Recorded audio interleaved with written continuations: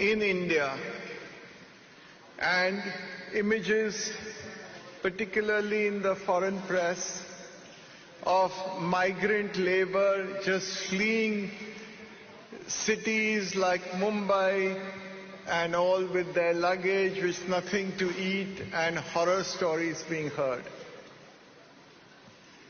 Just after we overcome the phase 1, next year you had the new variant of COVID, and you saw images of bodies floating in the Ganga. So people were worried.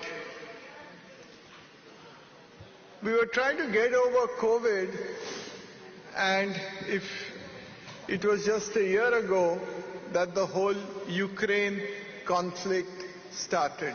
Again, I don't know of any risk manager who had forecasted this. If that was the case, Germany would not have continued to depend so much on Russia for their gas and oil. In between, the Ukraine conflict continues.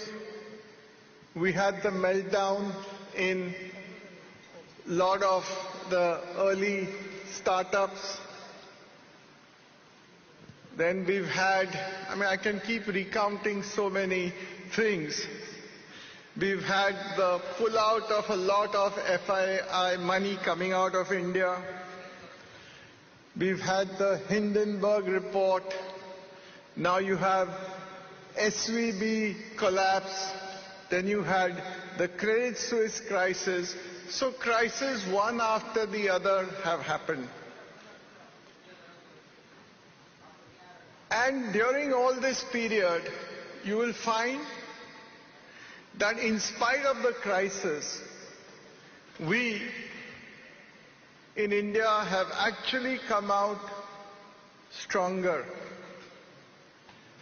Which other country in the world could do more than 200 crores of vaccinations indigenously developed in India? And not only vaccinations for the country, but also to give it globally. There is no country which could do the direct benefit transfer that we were giving to those below the poverty line. No country has been able to give 80 crore Indians free food supplies for the last 28 months. That's how we overcame COVID. And there was a lot of criticism at that time, and from a lot of people both within and outside the country, about how the economy was being managed. There were questions that there was so much relief and to individuals globally, in the Western world especially. And here was India, here was the RBI and the ministry acting really conservative and not releasing funding. But at the end of it, what do we find? We do find that the way we managed COVID has probably been better than any other country in the world.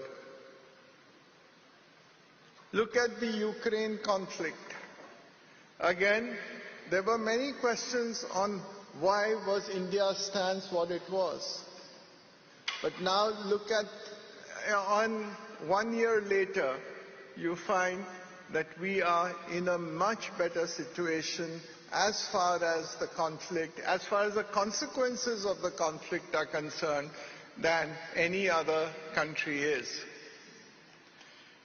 In fact, during the height of the conflict, it was, I remember, mid-2022 last year, and in the opening, Aniket spoke about my Indo-UK CEOs forum, where you have CEOs from UK and India meeting, and I remember saying that that actually by June 22, India's economy had become bigger than that of the UK. Nobody expected that. So to become, in spite of all the challenges, the 5th largest economy. And this has happened only in the last decade. In 10 years ago, India was ranked 11th in terms of size of the economy globally. Now it is the 5th largest. If we go by what Morgan Stanley says and what many others are saying, in the next 4 years, our economy will be the 3rd largest after the US and China, and ahead of Germany as well as Japan.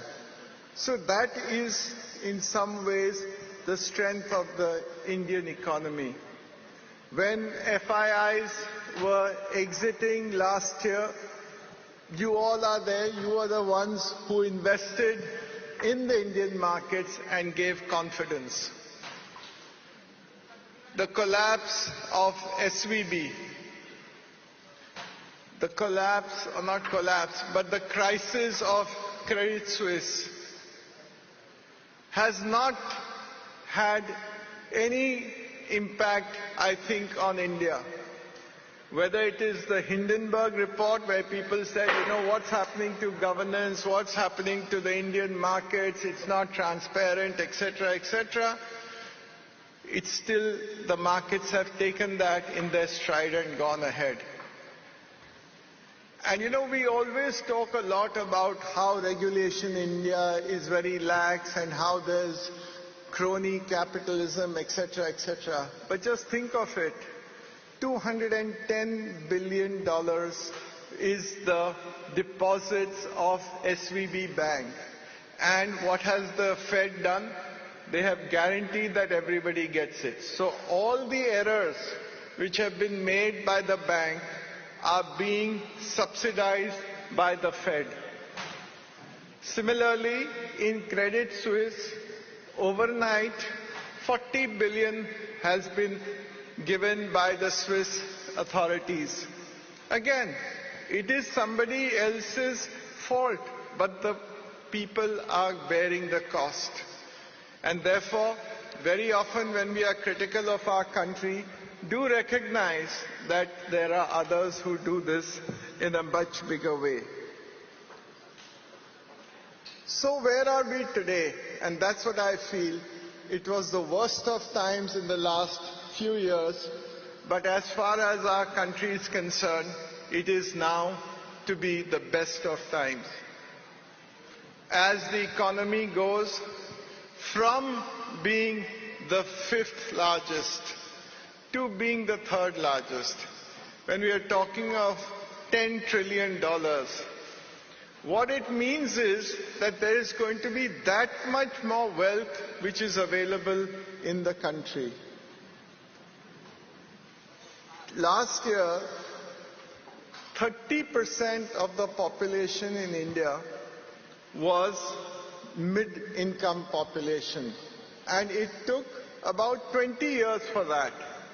It is a middle-income population which really is the one who invests and who drive consumption. Estimates say that in the next 20-25 years, this is going to double. So therefore, there is going to be that much more wealth which will come into the hands of the people. Today, there are so many companies which are not startups, which have started, which can see a growth path, and which also have the demand, but they need funding. They need both equity as well as debt. And you cannot get debt unless you have equity. In fact, the way I'm seeing it is, with all these stresses going on in the system, banks, NBFCs are all becoming much more risk averse.